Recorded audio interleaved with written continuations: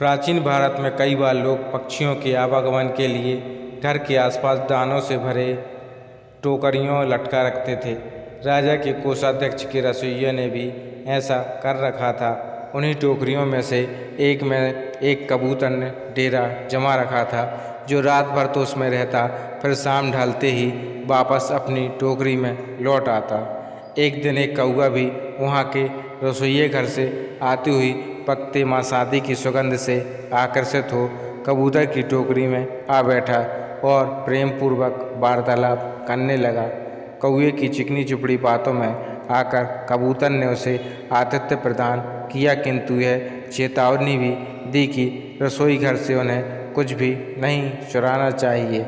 रसोइये ने जब दोनों पक्षियों को साथ साथ देखा तो उन्होंने तत्काल कौवे के लिए भी एक टोकरी कबूतर की टोकरी के पास लटका दी, यह सोचते हुए कि ऐसा करने से दोनों मित्रों को बातचीत करते रहने और भी अच्छे अवसर मिलेंगे। दूसरे दिन कबूतर जब तड़के ही उखड़कर दूर निकल गया तो कौवे अपनी वास स्थान पर दुबका पड़ा रहा। उस दिन रसोइये ने मछली पकाना आरंभ किया। पकती मछली की सुगंध से कौवे के मुख में पानी भर आता। समय समय पर वह टोकरी के बाहर से निकालता और मांस चुराने का मौका तलाशता।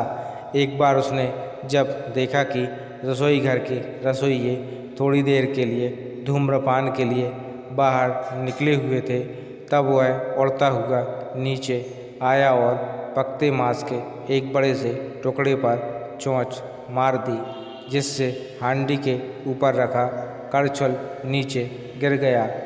गिरे करछुल की आवाज़ सुनकर रसोइया दौड़ता हुआ नीचे आया और कौवे की चोरी पकड़ ली। उसने तत्काल रसोइये घर का द्वार बंद कर कौवे को धर दबोचा और बड़ी बेरहमी से उसके पंखों को नोच उसे मिर्च मसालों में लपेटकर बाहर फेंक दिया। थोड़ी ही देर में कौवे के प्राण निकल गए।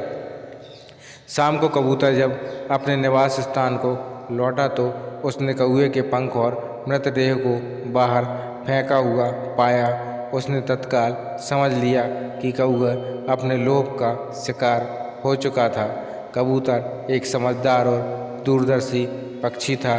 वह तत्काल उस स्थान को छोड़ दूसरे स्थान को प्रस्थान कर गया, क्योंकि हर कोई अपने साथियों की मूर्खता के दंड का भागी हो सकता है।